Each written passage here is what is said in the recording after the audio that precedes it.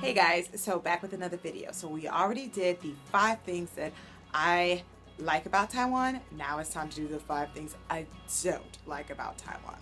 If there is a historical, cultural significance behind it, I definitely will try to bring it to light. If you feel that I have skipped over something, please leave it down below. All right, so let's go ahead and get started. Number 5. One of the things that I just don't like about Taiwan is my lack of personal privacy type space.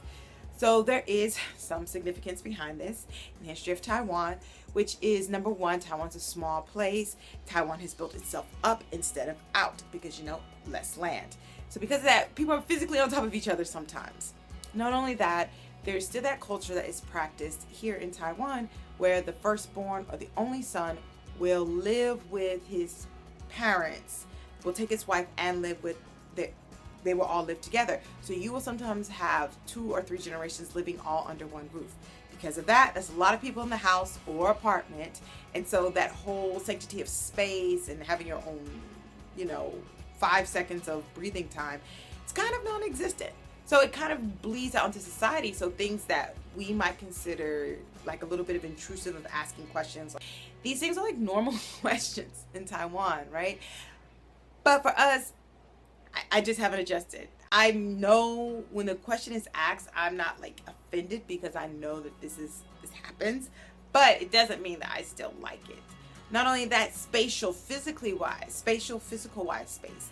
I could be waiting in line and people are just like right on me, like literally right on my back, and it's so irritating. I literally want to be like, back up, give me 50 feet. Like that is me. I want to say it so bad, and sometimes I do turn around and look at the Taiwanese person and they will kind of back up a little bit so that because they're just like, oh yeah, I'm really close to her, and I'm like, yeah, you really are. So that's like really annoying. Number 4, I know before I had said something about like Taiwan being very safe. I should have put an asterisk by that and talked about driving safety. So in Taiwan, at least I'm lucky, and I'm not in other countries, the traffic signs, the traffic lights, they can sometimes be very strong suggestions that most people follow. However, sometimes that does not take away the fact that the driving situation can be very frustrating in Taiwan. People can be very selfish behind the wheel. People can do some very dangerous things. The driving safety can also be horrible because like you could be at a light, right? And it's your turn, but you need to wait like 2 extra seconds because there are some people that will still just roll right through the light after 2 to 5 seconds of the light turning red, and it's technically your turn. So you really have to stop, and you kind of have to look both ways and things like that. And it can be kind of nerve-wracking because you don't want to hit anybody, right? So that's another thing that really perturbs me about Taiwan driving in Taiwan. It's really very frustrating. Number 3, English and Chinese. So this is not a bashing of, oh, there needs to be more English access. No, this actually is a criticism on mainly kind of sort of websites, right? That say, oh, we have a Chinese website and then we have an English website. My complaint is that sometimes you go to the Chinese website and there will be like all these options and different information that you can find out in Chinese. But let's say you don't know enough Chinese, you don't know any at all, whatever, or you're really slow at reading Chinese and you just want to hurry up and get the information or hurry up and get to what you need to do. If you click the English option, it's almost like a completely different website. It doesn't have the same features as the Chinese website.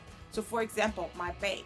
If I go to the Chinese version, there's so many different tabs, options, things that I can do to make my banking experience great, checking my stuff online, things like that.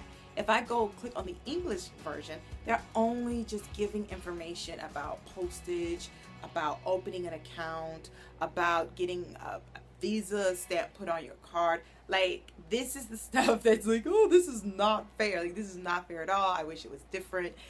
I wish that it was equal. If you're going to give it, if you decide to give an English option, I just wish it would be equal. Now, I know some people said it has something to do with the computer programming and so on and so forth, and that it's being worked on to fix all of that so that it will be more of an equal footing, and that the English and Chinese sites will kind of be mirrors of each other than what happens right now in some of the websites. Not only that, I have also like had to make phone calls, and I of course want to pick the English option, but then it'll say for English press one, and then all of a sudden we're speaking in Chinese again. And so then I have to like listen really hard to first of all understand, but then also make sure I pick the right option. And sometimes it can be very tense because I am timed before the phone just hangs up on me. So I have to like really put on my listening caps and ears, or sometimes I just have to blindly press a button and hopefully get to the right person. So yeah, that's kind of annoying. I really wish it would just be more equal, just for a fair is fair argument. Number 2. This one is going to be where we get a little sticky. So one of the things that I also don't like about Taiwan is being othered. Of course, I definitely don't look like I'm Taiwanese. Nowhere on me do I look Taiwanese. So because of that, of course, I stick out like a sore thumb. But what bothers me about this sometimes is not that I'm like sticking out like a sore thumb, it's how I'm treated because I am just an American or I'm a foreigner. I think that a lot of foreigners get othered, or we get just labeled foreigner, and in some ways that works against us because it somewhat dehumanizes us. People forget that we are very human, that we have the same emotions as they do. People kind of put us in this weird space of what they see on TV and what they see in the movies. So a lot of assumptions are made about us, and it can really serve to our detriment. So I sometimes had some Taiwanese people that felt like they needed to do something with me every single time that they met with me. Like, let's do this, let's do that, let's go run here. And I'm just like, just like you, that sometimes I just like to sit down, get a little dranky, and take a sippy sip and just talk to you. Like I like to do that. We can do totally normal things like that. And some people were like, really? And I was like, yeah, I'm normal. I wake up, I put one leg in one pant leg at a time. It's no different than you. And sometimes I have to remind my students that. I have to remind the Taiwanese people that it is normal. Like, we are normal. Yes, we do things differently, but in many ways we are still the same. The human experience is still the same. So don't feel like you need to do all these theatrics and acrobats just to entertain me or impress me. Now, I do know when it comes to the more negative emotions that a lot of Taiwanese people are not really good at dealing with them because it's just a lot of times kept hidden. However, I am just saying that I do hate sometimes I feel like my humanity is taken away just because I'm different. And I know this is the same problem that some people that move to America face as well. I can only say that for me personally, that I have never done that to anybody, because maybe me being a black woman in America, only that being a fat black woman in America, it really definitely makes me more sensitive to humanizing people. So I'm usually not too guilty of that, of doing that, like making it seem like, oh, you're so different than me. Number 1, making friends. Now, I know that on one video I said that Taiwanese people are very nice and they're very helpful. And there are many other videos where people say like, oh, Taiwanese people invite me here and they invite me there. This is where it gets dark.